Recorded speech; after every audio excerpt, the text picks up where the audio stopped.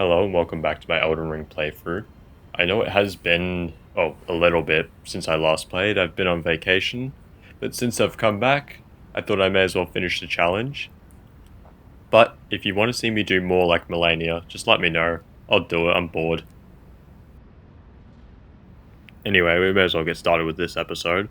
So I start with Gideon, and he's a little bit annoying. Anyway. So I'm buffing myself for this fight because Gideon just sucks, and I know that for sure. Because I just die to him a lot. And this is one of those fights that if you ever win it on the first attempt, it's super easy. But you'll spend the next couple of hours trying to beat it and just not get anywhere. There's not really much to say about this fight other than keep up the pressure. So I just decided to put some really happy music over it, just so you could listen to something while I beat the shit out of Gideon.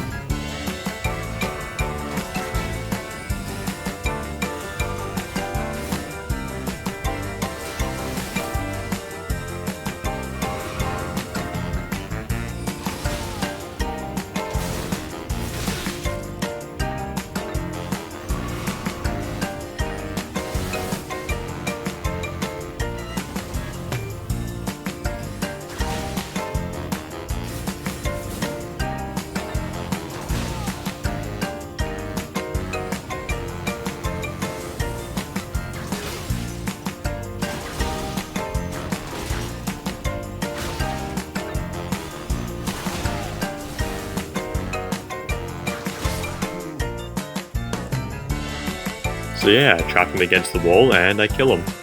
Honestly, I've died to this fight like 20 plus times in this run, so I'm glad I just killed him. I didn't care if it was cheesy.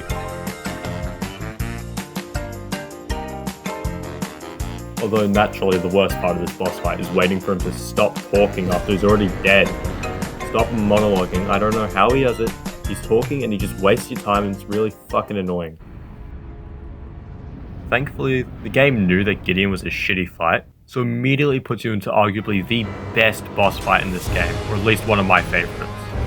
I know I did really poorly against Gold Godfrey, but for some reason I just find the real version even easier.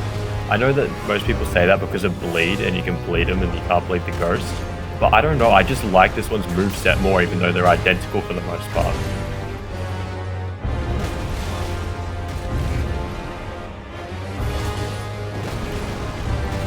So since it's essentially the same fight, you can use the same tactics used against the Shade version, and it'll work just as well. As you can see, I'm just baiting out the same thing here over and over, although I'm pretty bad so I get hit.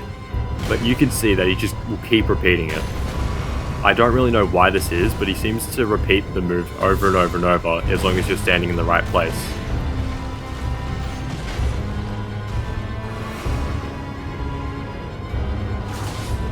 Also, another good thing to mention is his buffing is very good for damage as he just stands there and takes it, and you can actually get a decent amount of damage in.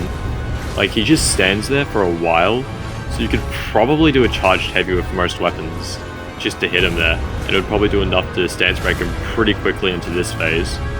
And this phase really isn't different to the first phase, it's just, I think he hurts slightly more, and now his stomps have an AoE rather than just a small space ahead of him.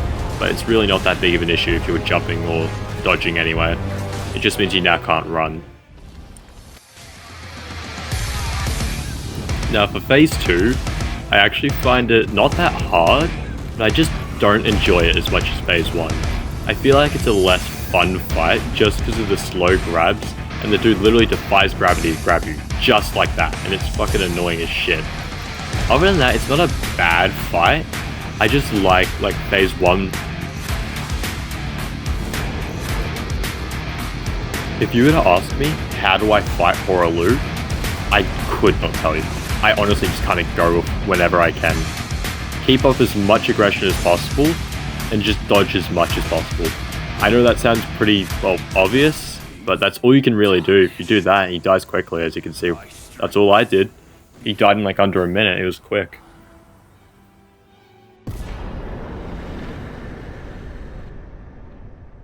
With the defeat of Godric, obviously the next thing that comes up is Radagon.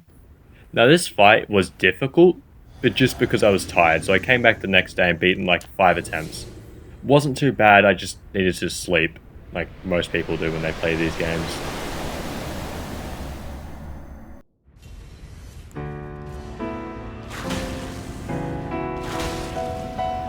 Now From Software must have known what they were doing, because after Godfrey they made another banger of a boss with Radicon.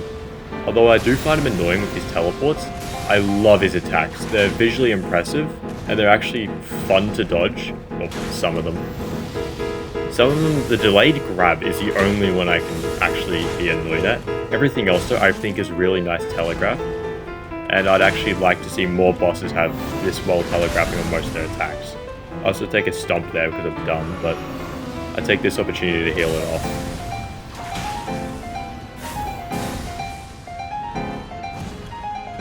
My main method for fighting Radicon was to bait out his long range attack where he just goes really far back and he dashes at you from a distance. See, I'm building up distance here, it's not doing it. He does the grab attack, which is also very easy to dodge. Make sure you roll into him, otherwise he can catch you with the AoE explosion. And this attack actually took me a while to figure out, but you run away, you make sure you're not standing underneath that glowing bit there, and you run back. And then you can dodge it like that. That's what I figured out. There's probably a much easier way that's like just quicker and better, but I didn't figure out anything better than that. Also, this very slow wind-up attack is very good for punishing. Another tip is for that slam down attack, you want to roll into him. If you try to roll back, you'll get caught by the AoE explosion. Trust me, I tried, it did not work well. You have to roll into it. And this is that long range attack I was talking about where he jumps and runs at you. Because you can do that and it's pretty easy to dodge alongside a decent attack opportunity afterwards. And this slam down attack is also pretty decent, but I try not to punish it all the time because he can sometimes follow up. And I can tend to misread it sometimes. Like there, I misread it and it almost killed me.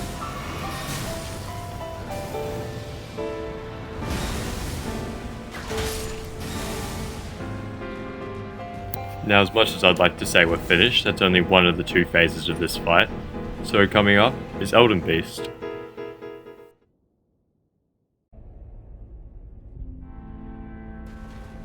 Now, I don't think it's that much of a surprise that I don't like Elden Beast.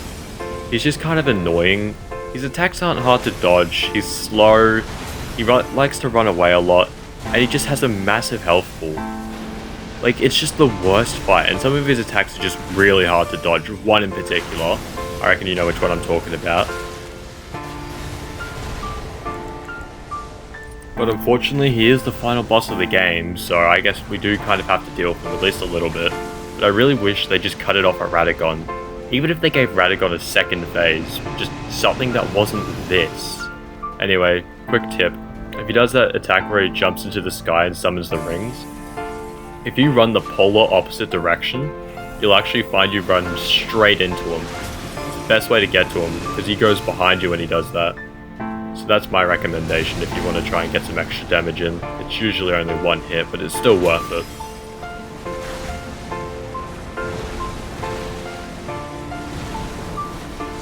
You've probably noticed throughout this fight that my damage is pretty pitiful.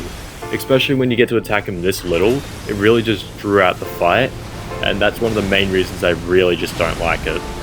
And since I'm not using buffs, I can't even increase my damage. And I know Thing counts as buff, the greases, but I only really use that against Gideon because he was a pain in my ass. Now this attack at first seems like it's really hard to dodge, but I found as long as you spin, or you just like spiral or wiggle or whatever, just something that doesn't involve you running in a straight line, you'll do fine.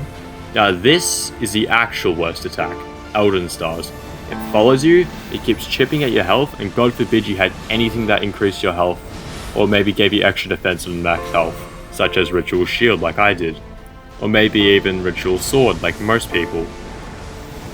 Because then, that will just take it away. And that's why I have Ritual Shield on, because it just stops you from dying in one hit and stuff like that.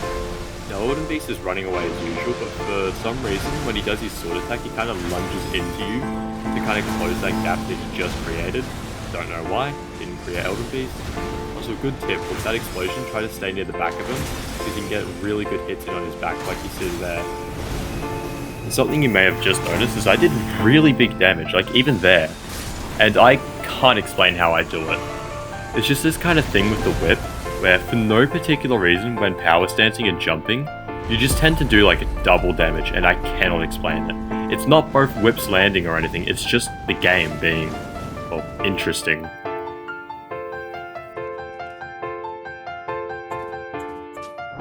Anyway, as I take off my whips as I claim my role as Elden Lord, I'd like to thank you all for just joining me, and if anyone's actually watched this entire thing, probably being my friends, thank you for sticking around. And I do plan on doing other bosses, like Melania, but I don't really know if anyone will want to see that. Honestly, I don't really even know if anyone wanted to see these first, 7 episodes, but I will do them if I get, 1 or 2 people to just tell me to, because honestly, I may as well. I've gotten this far, I may as well beat the harder bosses, but if no one really seems interested, I'll just kind of leave it and just keep it as is. Anyway, thank you for sticking around, thank you for watching everything. If you haven't watched everything, you don't really need to, but you can if you want. Anyway, I've got a Discord if you want to join, and that's about it. See ya.